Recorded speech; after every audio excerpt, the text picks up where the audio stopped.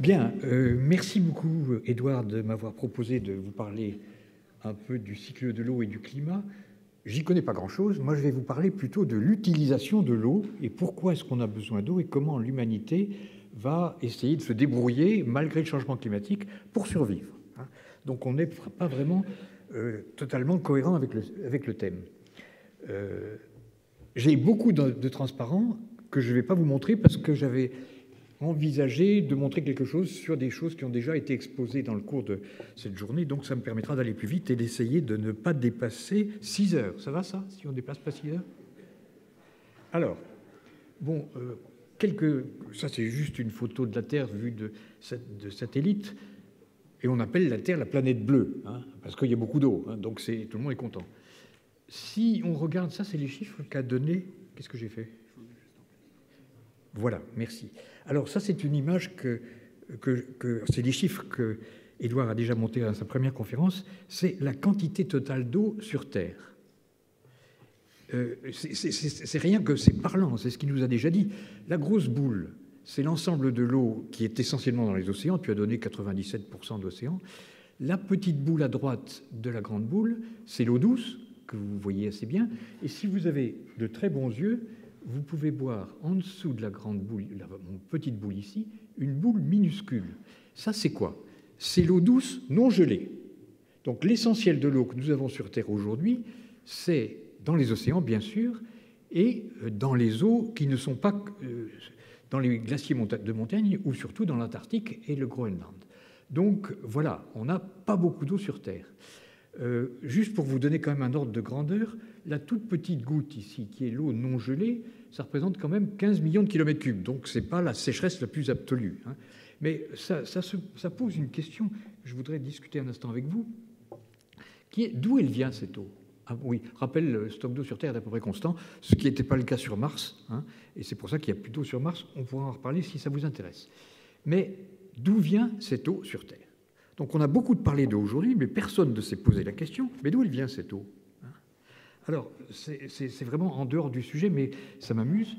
Je voulais vous parler de la mission Rosetta, un instant, vraiment 30 secondes, qui a eu lieu en 2014-2015. C'est la comète qu'on appelle Chury, qui était à 300 millions de kilomètres de la Terre quand la sonde Rosetta y est arrivée. Si vous vous rappelez que la vitesse de la lumière est de 300 000 km/s, il faut 1000 secondes pour qu'une image qui est prise par Rosetta arrive sur Terre. Donc évidemment, ça se passait tout ça de façon automatiquement. Alors voilà la trajectoire de Rosetta. Et elle a mis 10 ans pour arriver à la comète en s'accélérant, en se faisant passer à d'autres planètes qui permettent d'accélérer la trajectoire. Et finalement, elle est arrivée en 2014, pas bien loin de la comète Philae. Alors voilà la sonde, enfin le module Philae qui s'est posé sur le sol, et le sol de la comète, si vous avez de bons yeux, vous voyez ici qu'il y a des petits tire-bouchons. Les pieds de ce module Philae étaient censés se poser sur la glace de la comète, et se visser dedans pour ne pas repartir. Alors, comme vous avez vu dans le transparent précédent, en fait, ça n'a pas marché.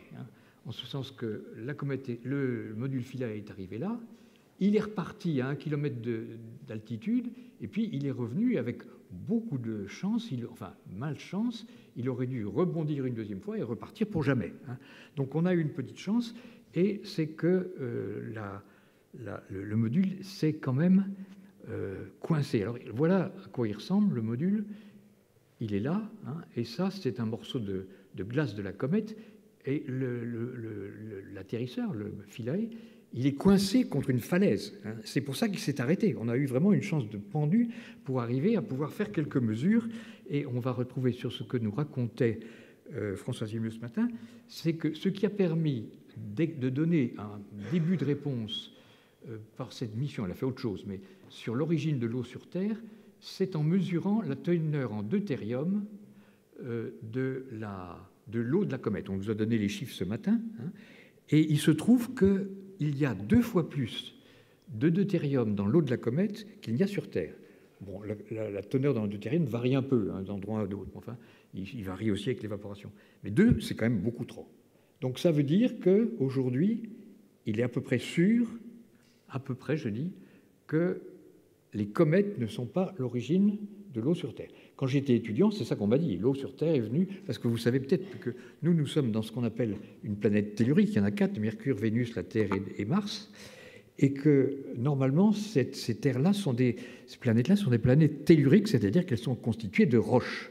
Et initialement, la théorie valait ou disait que, initialement, ces 4 planètes n'avaient pas la moindre goutte d'eau. C'était uniquement des roches qui étaient condensées et qu'il n'y avait pas d'eau. Alors, maintenant, c'est un peu embêtant parce qu'on a 2 comètes qui ont été échantillonnées, Chury et aussi la queue de la comète de Halley. Combien y a-t-il de milliards de comètes autour de là, dans le système solaire? Plusieurs dizaines de milliards probablement, dans 2 réservoirs distincts.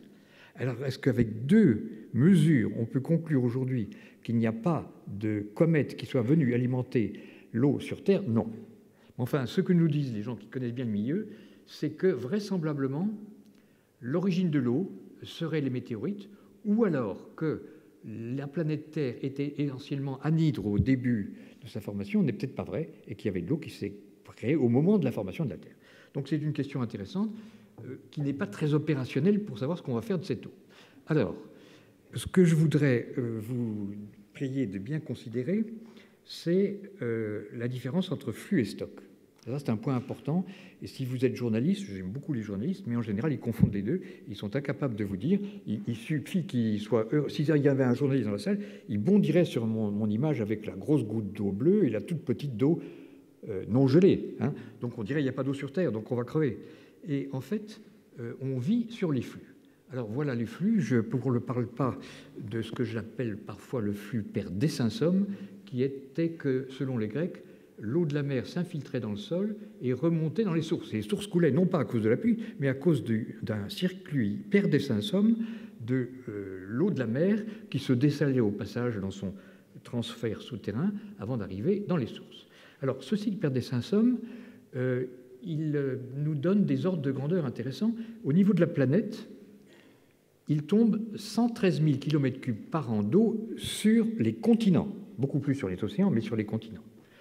Pour vous donner un ordre de grandeur, ça représente 1270 fois le volume du lac Léman. C'est quand même beaucoup, mais ce n'est pas gigantesque. Hein. Il tombe de l'eau, mais vous le connaissez bien, hein, la répartition des précipitations sur la planète n'est pas uniforme.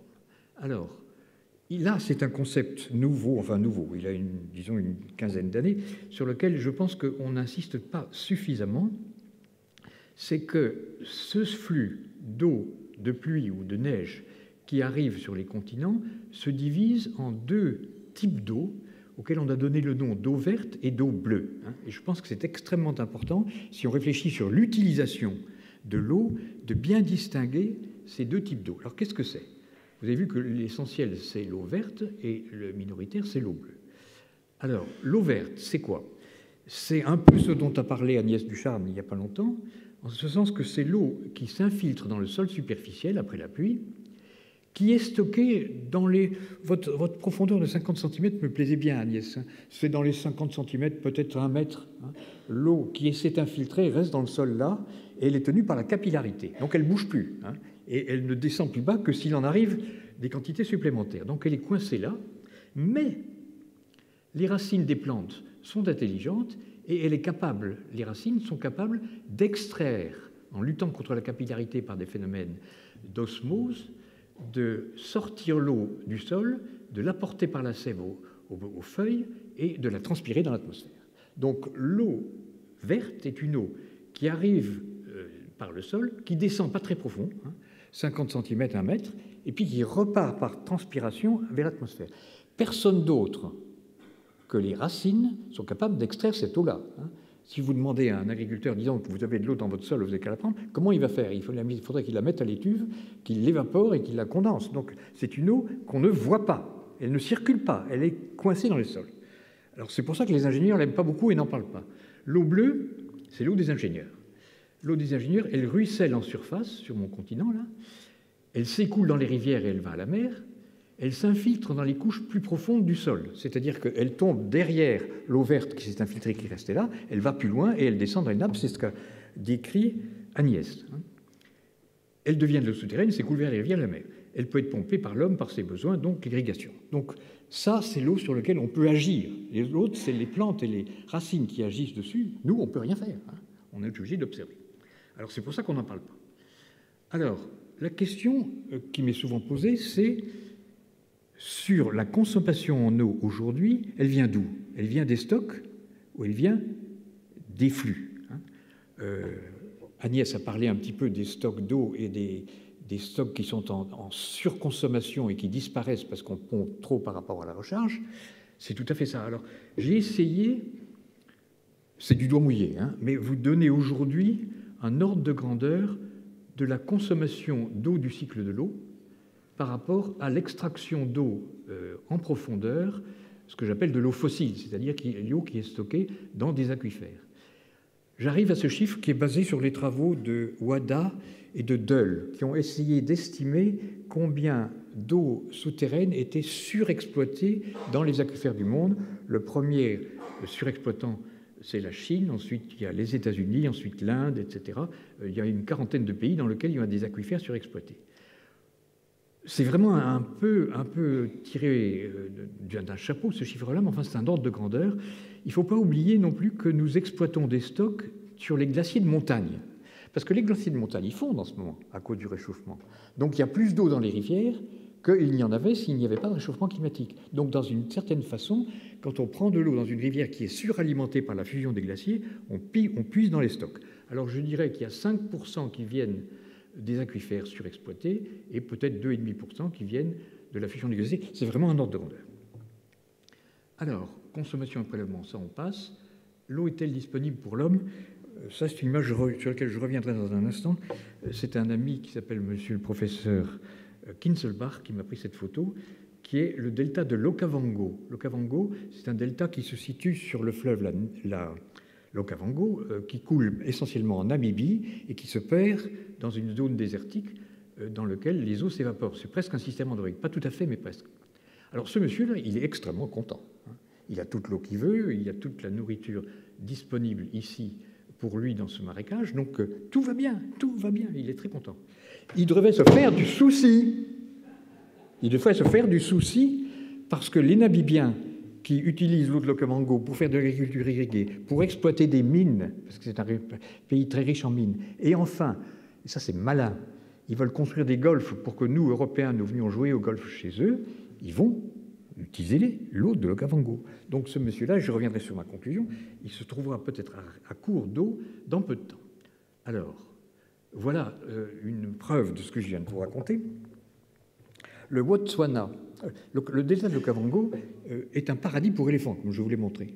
Donc les éléphants se sont développés à vitesse grand V. Et il y a aujourd'hui dans le delta de l'Okavango 135 000 éléphants. C'est énorme. Et ils mangent tout.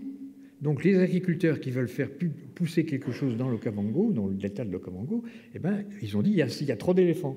Donc le Botswana a décidé le 23 mai, c'est pas vieux, que la chasse à l'éléphant était ouverte. Donc si vous aimez tirer sur le gros gibier, vous achetez un beau fusil, vous allez en Okavango et vous aurez le plaisir d'abattre un éléphant.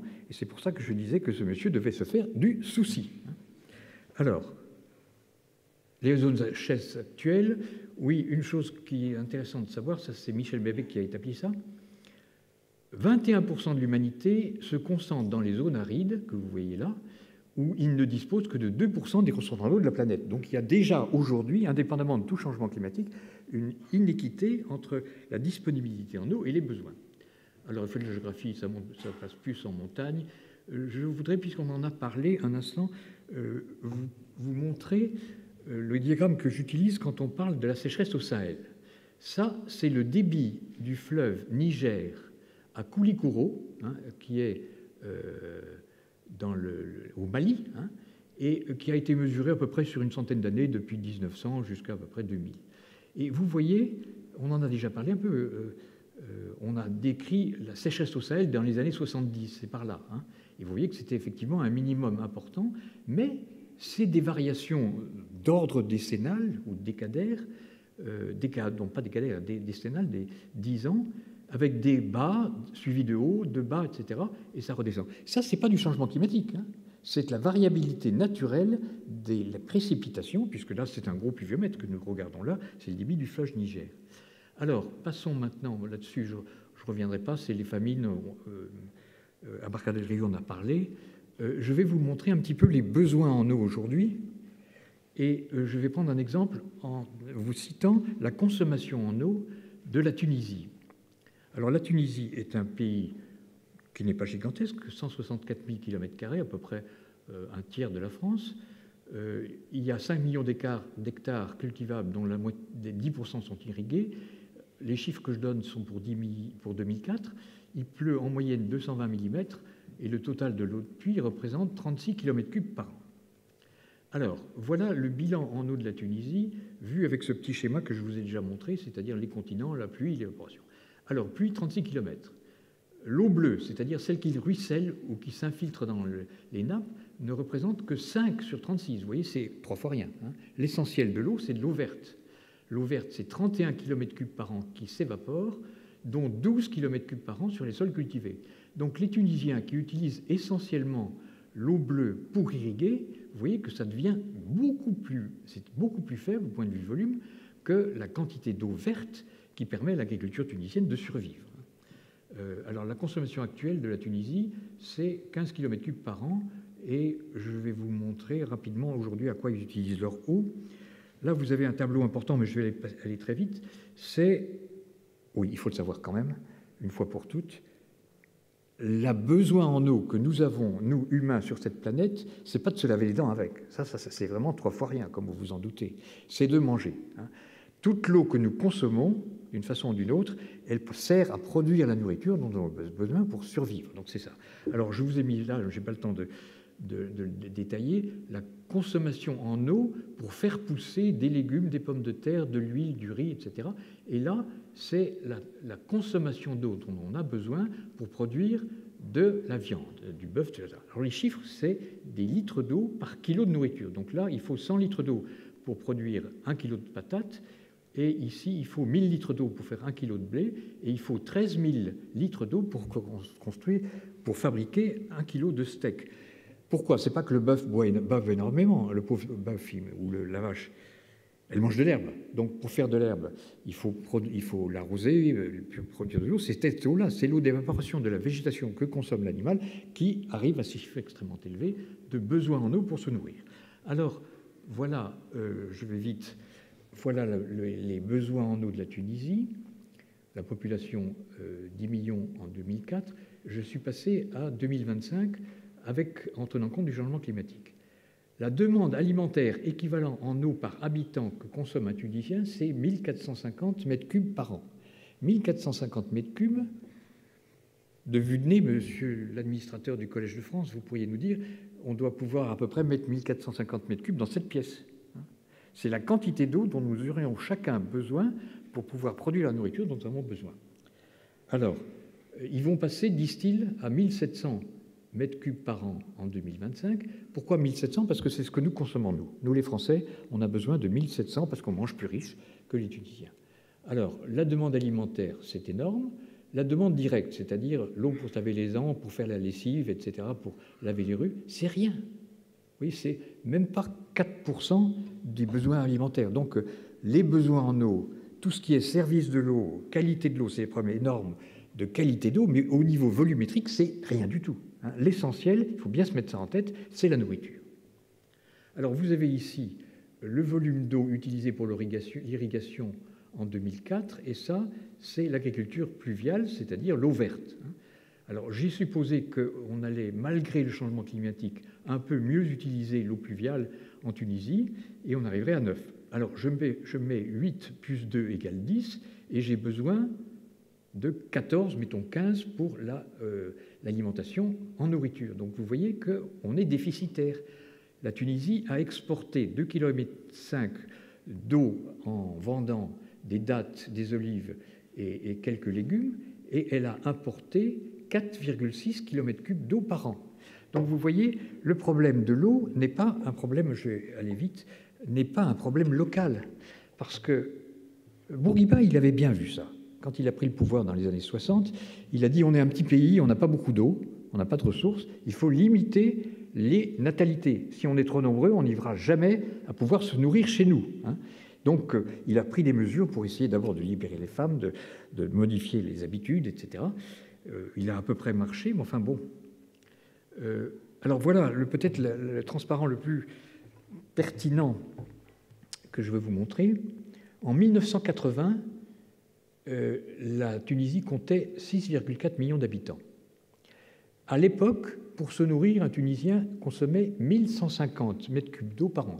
Vous obtenez ce chiffre en multipliant le nombre de kilos de couscous par le besoin en eau du blé, plus un peu de mouton, etc. Et vous arrivez à ça. Entre parenthèses, en 1960, un Tunisien consommait 600. Donc vous voyez qu'on peut tripler les besoins en eau en fonction de ce qu'on mange. Alors qu'est-ce qui s'est passé en Tunisie? La croissance de la population et les changements de régime alimentaire ont rendu la Tunisie dépendante à 30% d'eau, ce que j'appelle virtuelle, en 2004 et 50% en 2050. Ce mot d'eau, alors si vous retenez quelque chose de cet exposé, retenez les couleurs de l'eau, verte et bleue. Et puis ce mot d'eau virtuelle. Qu'est-ce que c'est que l'eau virtuelle? L'eau virtuelle, c'est quand je fais venir de la nourriture en Tunisie, les Tunisiens n'apportent pas d'eau. C'est beaucoup trop cher de faire venir des bateaux avec de l'eau dedans. On fait venir de la nourriture qui a été produite dans un pays riche en eau et on la consomme sur place. Et donc, indirectement, on consomme de l'eau qu'on appelle de l'eau virtuelle. Et c'est avec ça que la Tunisie se débrouille pour vivre. Je vais peut-être m'arrêter. Voilà à peu près...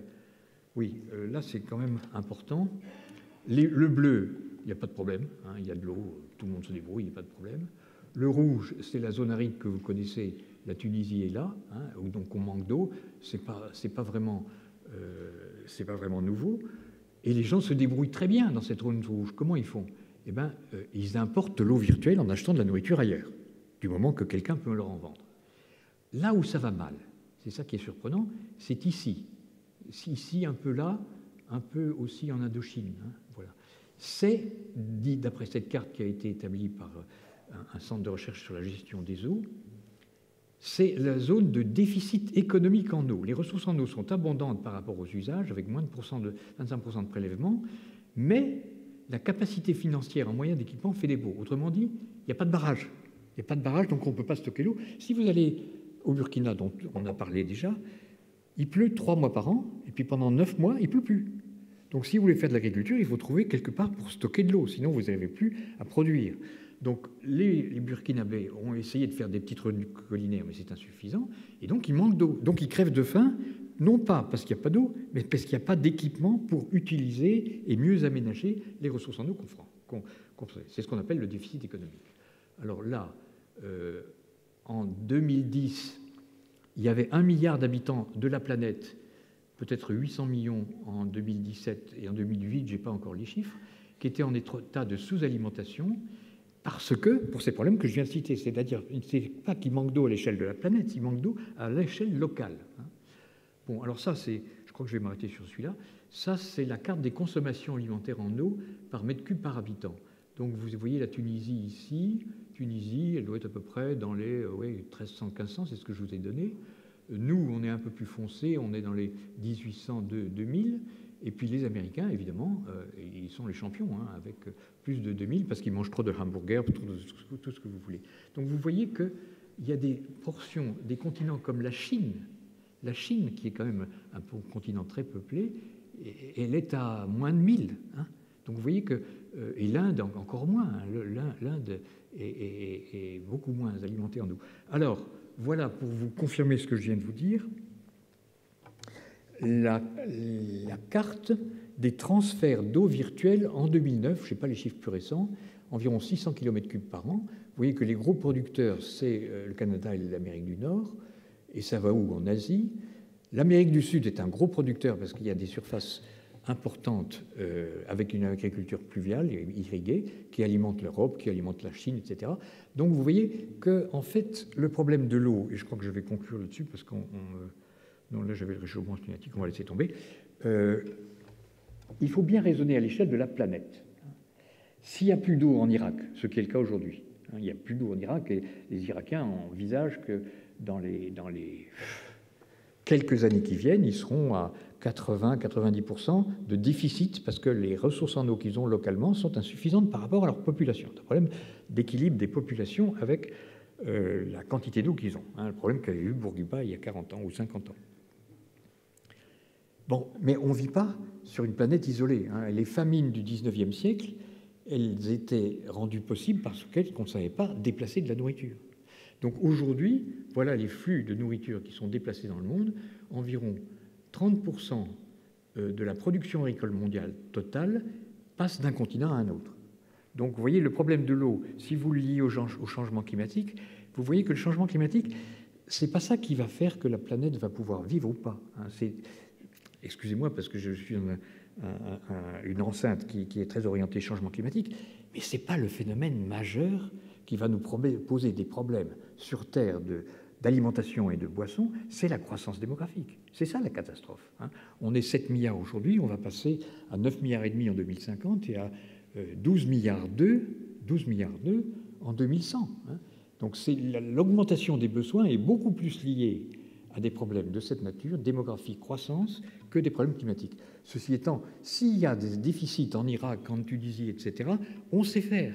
Il suffit de transférer de l'eau d'un continent qui est riche en eau, et l'Amérique du Sud est un des continents qui est riche en eau, l'Europe et l'ex-empire soviétique aussi, donc on sait faire et on pourra faire. Le problème que ça pose, c'est un problème économique, c'est-à-dire que celui qui achète de la nourriture, il faut qu'il y ait des producteurs qui acceptent de lui en vendre, mais ça, si les prix sont là, il le faudra, il faut qu'il ait de l'argent. Il faut qu'il ait de l'argent. Qu'est-ce qu'il va vendre? Comment les Tunisiens se débrouillent? Les Tunisiens achètent beaucoup de nourriture et ils vivent essentiellement au niveau de leurs recettes financières par un peu de phosphate, ils ont des mines de phosphate, un peu de textile, et puis surtout par le tourisme. C'est le tourisme qui permet aux Tunisiens d'avoir une rentrée financière qui leur permet de manger à leur faim tous les jours. Alors, quand les djihadistes ont mitraillé des touristes sur les plages de Tunisie, c'est la catastrophe. L'année suivante, il n'y avait plus de touristes. Et heureusement que le Qatar leur a prêté de l'argent pour manger, sinon ils ne mangeaient plus. Donc, vous voyez, il y a une très forte sensibilité des pays en déficit hydrique à un retour financier de quelque chose. Ça peut être la diaspora, ça peut être de l'exportation de savoir-faire, ça peut être du tourisme, des choses comme ça. Voilà un petit peu ce que je voulais vous dire. Je parle peu du climat. J'avais plein de transparents à vous montrer sur le changement climatique, mais comme ça a été très bien décrit par tout le monde, je m'arrête là et je vous remercie.